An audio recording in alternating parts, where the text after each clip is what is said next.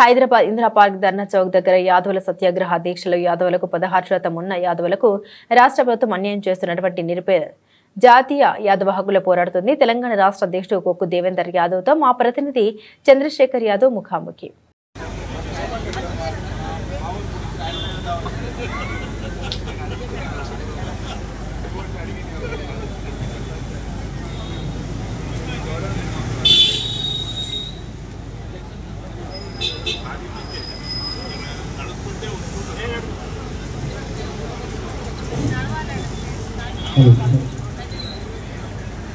చేపట్టాలని చెప్పి ఈ సందర్భంగా తెలియజేస్తున్నా. అదేవిధంగా మరియు తెలంగాణ రాష్ట్రంలో కార్పొరేషన్ లేకుండా కార్పొరేషన్ ఏర్పాటు చేయాలని చెప్పి 10,000 కోట్లు కేటాయించి బడ్జెట్ కేటాయించి కార్పొరేషన్ ఏర్పాటు చేసినట్టయితే. Welcome back to TV 999. నేను మీ చంద్రశేఖర్ యాదవ్.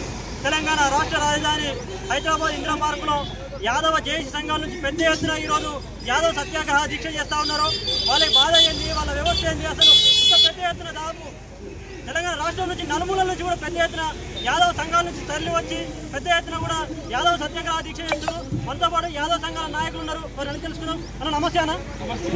పేరు శ్రీనివాస్ యాదవ్, తెలంగాణ యాదవ్ హక్కుల పోరాటం రాష్ట్ర వర్కింగ్ ప్రెసిడెంట్.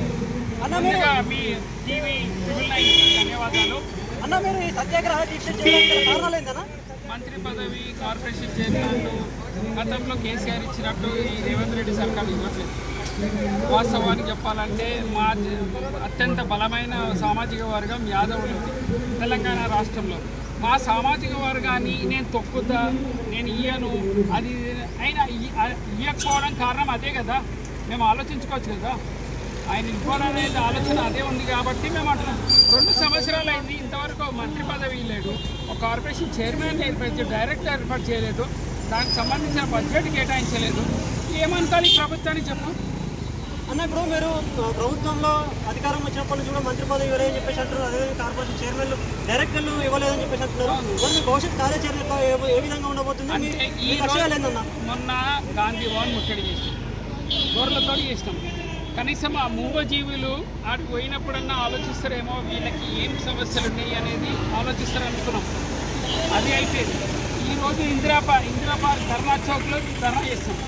రేపు కనుక నిజంగా రేవంత్ రెడ్డి గారి సర్కారు స్పందించకపోతే ఖచ్చితంగా ఢిల్లీ గద్దన జంతర్ మంతర్ దగ్గర దీక్ష చేయడానికి ఎంతవరపోవడం మా జేఏసీ యాదవుల తరఫు నుండి. నిజంగా రేవంత్ రెడ్డి గారు మీరు ఈరోజు మా మాట వినకుంటే, మేము అడిగిన షరతులు ఏవైతే మీరు అంగీకరించకుంటే రాబోయే రోజుల్లో శాశ్వత ఎలక్షన్లో కానీ మన గ్రేటర్ హైదరాబాద్ ఎలక్షన్లో కానీ మా ఓట్లు, మా యాదవుల ఓట్లు అనేది ఖచ్చితంగా మీకు పడకుండా మేము అడ్డుకుంటాం. మీరు ఏ డిమాండ్తో ఈరోజు ఇందిరా పార్క్లో సత్యాగ్రహ దీక్ష చేస్తున్నారన్న మీరు? మొదటిగా నంబర్ 1 మంత్రి పదవి కావాలని, నంబర్ 2 కార్పొరేషన్ చైర్మన్ ఏర్పాటు చేసి దాని తగ్గట్టు బడ్జెట్ 5,000 కోట్ల బడ్జెట్ కేటాయించి దాంతోపాటు డైరెక్టర్లు, బోర్డు మెంబర్లు, మరి అదేవిధంగా మా యాదవులందరూ విద్యార్థులు ఉపాధి లేకుండా ఉన్నారు, వాళ్ళకు కూడా విద్యా అవకాశాలు, ఉద్యోగ అవకాశాలు ఇవ్వాలని కోరుకుంటున్నాం.